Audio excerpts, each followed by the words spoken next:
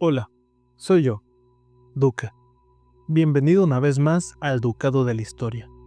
Hoy, nuestro viaje en el tiempo nos lleva a una época que marcó la pauta de nuestra propia existencia. Una etapa que transformó el curso que seguiría la Tierra, la Gran Revolución, el inicio de la agricultura. Hace 11.700 años, tras el último episodio frío de la Tierra conocido como el Dryas reciente, inició el Holoceno. Y para sorpresa de muchos, es el inicio de nuestra propia época geológica. Este nuevo episodio en la Tierra se marca por el cambio climático tan radical y un fenómeno que es descrito como el largo verano de la Tierra. Pero fueron estos cambios climáticos en su momento lo que propiciaron el siguiente capítulo del desarrollo humano, la agricultura. Sin embargo, esta estabilidad no debe entenderse como una uniformidad climática. El Holoceno estuvo marcado por cambios y episodios abruptos, tanto fríos como cálidos, que impactaron de manera significativa en las sociedades humanas que iban emergiendo. Uno de los periodos más relevantes fue el llamado óptimo climático del Holoceno, que comenzó hace unos 8.000 años y se prolongó por más de 3 milenios, siendo considerado el periodo más cálido de nuestra época. Que con los climas actuales y si no nos ponemos las pilas en cuidar el ambiente, eso puede cambiar, porque este asunto nomás ya no refresca. Además del cambio climático, otro asunto que encaminó la evolución fue la extinción de la megafauna, ya que como se mencionó en el episodio pasado, estos cambios tan extremos provocaron la extinción masiva de hasta 80 especies de la megafauna que habitaron nuestras más antiguas tierras. En parte también el tiro de gracia de la cacería desmedida de estas especies las dejó sin muchas opciones de preservación. Con la desaparición de las grandes presas, los grupos cazadores-recolectores se vieron forzados a una profunda reorganización de sus estrategias de subsistencia. Incapaces de depender de la caza mayor, adoptaron un modelo de forrajero de espectro amplio. Es decir, que diversificaron sus dietas y cambiaron sus presas terrestres a acuáticas, o sea, la pesca, la recolección de moluscos y, de manera crucial, una explotación mucho más intensiva y sistemática de los recursos vegetales, con énfasis particular en la recolección de semillas. Guarden este dato porque será muy importante. Por supuesto, esta revolución en la dieta no se veía igual en todos lados. En cada rincón de México, los grupos se adaptaron a su manera. Por ejemplo, en la Cuenca de México, las poblaciones se concentraron en las orillas de los lagos, desarrollando un modo de vida basado en el aprovechamiento intensivo de los recursos lacustres, como peces, tortugas y aves acuáticas migratorias. O sea, en la prehistoria ya se aventaban sus cócteles y su cevichito. En las regiones más áridas del norte y del centro, la recolección de semillas y plantas silvestres se convirtió en la principal fuente de calorías, o unos veganos prehistóricos. Por eso en la actualidad queremos compensar generaciones de veganismo con carnitas asadas semanales. Ajúa. Pero el humano aprende, y esta nueva dependencia de los recursos tuvo una consecuencia fundamental. Condujo a un conocimiento íntimo y detallado de los ciclos de la vida de las plantas, sus patrones de crecimiento y sus requerimientos ecológicos. Y es que recolectar plantas para alimentar a toda la banda era un gasto de energía tremendo. No había una recuperación real. Así que los grupos humanos comenzaron a desarrollar un patrón de nomadismo cíclico, moviéndose a través del paisaje para aprovechar sucesivamente los distintos recursos estacionales. Un manejo territorial que prefiguraba con lo que estaban a punto de lograr.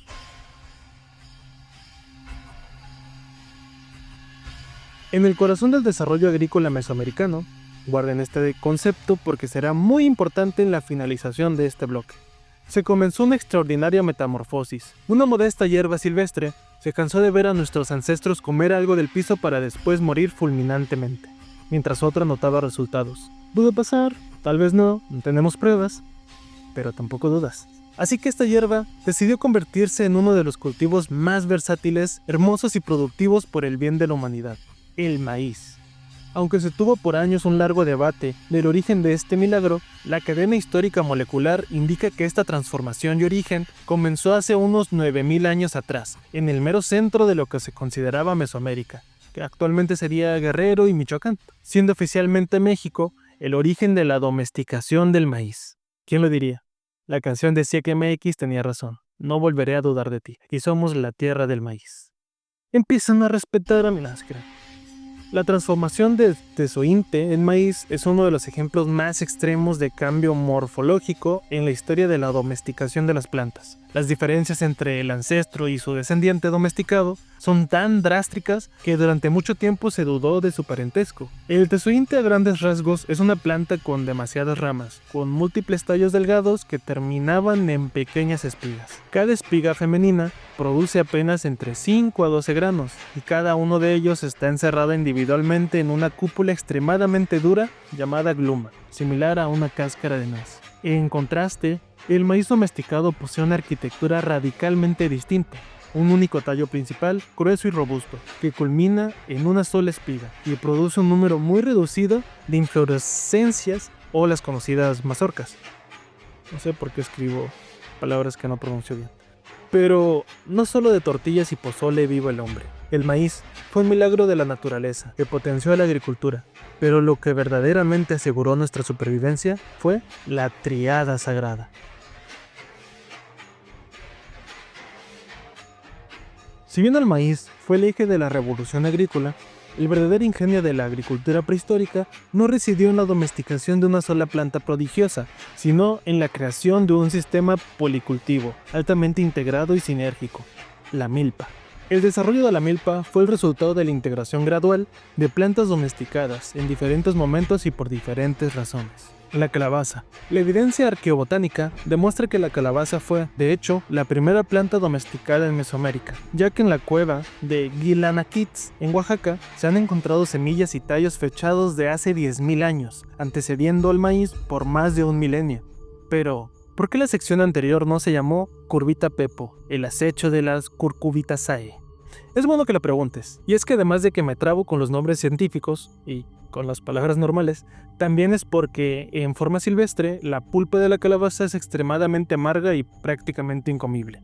Por ello, se cree que su domesticación inicial no fue por su carne, sino por otras dos cualidades valiosas para los grupos nómadas: sus semillas, que son las pepitas, una fuente concentrada de proteínas y aceites fáciles de secar y almacenar, y sobre todo por sus frutos maduros y secos, que podrían vaciarse para fabricar recipientes ligeros y duraderos que serían el inicio de los cuajes. Pero eventualmente la selección humana favoreció con el tiempo frutos más grandes, con más semillas y eventualmente con una pulpa menos amarga y más carnosa. El frijol, el complemento proteico. La domesticación del frijol o Phaceolus vulgaris, no de que sea grosero, es Phaceolus de judía y vulgaris de culbus o común o pueblo, o sea la legumbre del pueblo pues, es posterior a la calabaza y al maíz. Aunque algunos hallazgos sugieren un manejo muy temprano, su incorporación generalizada y domesticación plena, como la conocemos, parece ser posterior, consolidándose como el compañero perfecto del maíz. El centro de origen del frijol común mesoamericano se ha localizado en una amplia franja que va desde Jalisco hasta Oaxaca, con un proceso de domesticación independiente que ocurrió en la región andina de Sudamérica. O sea, Perú es clave. En el contexto mesoamericano, el frijol se convirtió en el complemento perfecto del maíz, no solo desde el punto de vista agrícola, sino de manera crucial desde el nutricional. Pero tenemos que entender que este fue un proceso que abarcó varios milenios, y aún con la triada sagrada, o la trifuerza del buen comer prehistórico, nuestros ancestros tuvieron que mejorar e integrar diversidad en sus milpas, y la única forma de hacerlo era con tiempo en el que tuvieron que asentarse. Para el año 2500, antes de la era común, la diversidad en las milpas se había desarrollado de forma increíble. Pero nuestros ancestros entendieron que para poder aprovechar al máximo este nuevo conocimiento, debían mantenerlo y estudiarlo. Así que de una vez por todas, el humano pasó al siguiente paso de su historia: permanecer. Los antes cazadores-recolectores abandonaron por completo la vida nómada y comenzaron una vida en comunidad, desarrollando y enriqueciendo aún más sus milpas y mejorando sustancialmente a lo que ahora sí podían llamar hogar. Estas primeras aldeas agrícolas eran generalmente pequeñas, compuestas por unas pocas docenas de casas habitadas por familias extensas. Sigue pasando. Arqueológicamente, se caracterizan por la presencia de viviendas a menudo organizadas alrededor de un patio central y por la práctica de enterrar a los muertos debajo del piso de las habitaciones o en áreas cercanas. Bueno, eso ya no pasa. Este último acto es particularmente significativo, ya que refuerza simbólicamente los lazos de la comunidad con su territorio y sus ancestros, marcando una nueva concepción de permanencia y pertenencia en el paisaje. Aunque la vida sedentaria y económica agrícola plantearon nuevos desafíos de nuestros antepasados, ellos supieron convertirlo en oportunidades. Almacenamiento. Uno de los problemas más frecuentes dentro de las comunidades era conservar y preservar las cosechas, ya que el humano había desarrollado la habilidad de generar excedentes, es decir, que podrían obtener una reserva para alimentar a su comunidad fuera de temporada. Y no hablo de 1 o 2 semanas, hablo de meses. Y si a nosotros se nos aguada el aguacate en el refri, imagina a los primeros mexicanos tratando de conservar lo que para ellos sí era de vida o muerte. Esto llevó al desarrollo de diversas soluciones de almacenamiento. La más transformadora fue la cerámica, la fabricación de vasijas de barro cocido que comenzaron a generalizarse alrededor del 2300 al 1500 antes de la era común. Fue una innovación crucial. Las ollas y cántaros permitían almacenar granos y líquidos de forma segura, protegiéndolos de la humedad, los insectos y los roedores, algo que las cestas de fibra no podían garantizar. Eventualmente este almacenamiento tendría que expandirse para toda la comunidad, creando los primeros, por así decirlo, bancos. Estos eran sistemas de almacenamiento comunal o familiar, como pozos de almacenamiento subterráneos, a menudo con forma troncocónica, y graneros elevados, construidos con adobe y paja, conocidos en épocas posteriores como cuexcomates, que suena mucho mejor que bancos, la verdad. Procesamiento. Aquí el maíz volvió a ser protagonista de nuestro desarrollo, ya que aunque era vital y versátil, no era fácilmente consumible en su estado natural. Imagínate pegarle una mordida a una mazorca. Adiós dientes. Esto condujo a la estandarización de un conjunto de herramientas de molienda de piedra que se convertirían en un elemento omnipresente en todos los hogares mesoamericanos. El metate, una piedra de moler plana o cóncava, y su metlapil, que es como una piedra larga y se usaba para moler los granos y convertirlos en masa. Y el como que con licuadora chamaco y respetuoso, molcajete, un mortero de piedra y su tejolote. Se utilizaba para moler chiles, tomates y otros ingredientes para rifarse las más ricas salsas, lo cual diría que sería el mayor avance de la humanidad si no fuera por la nixtamalización, un proceso químico que consiste en cocer o remojar los granos de maíz en una solución alcalina, generalmente agua con cal o ceniza. Esta técnica, que solo es posible gracias a la existencia de vasijas de cerámica resistentes al fuego. Este proceso descompone la dura cáscara del grano, facilitando su molienda. Y lo que es más importante, libera niacina o vitamina B3 y mejora el balance de los aminoácidos, aumentando drásticamente el valor nutricional del maíz, previendo enfermedades carenciales como la pelagra. Obviamente ellos no sabían esto, ya que el desarrollo de todo esto no fue cíclico, fueron desarrollos contextuales y eventuales. Ellos solo sabían que con eso podían comerlo en salsa o tacos con su salsita, el invento revolucionario de la agricultura. Pero así era esto, lo supieron al buen sazón, conocimiento que solo obtuvieron al abrazar el sedentarismo, abrazar la idea de pertenecer a una comunidad, a un lugar, aquello que los humanos siempre hemos estado buscando. Pero con este desarrollo también vino el terror de muchos: trabajar. ¡Bú! Con el desarrollo del sedentarismo, inevitablemente la demografía siguió su curso natural: crecer. Entre más comida, más personas, y entre más personas se necesitaba mayor control y proceso, aunque no eran nuevos en eso.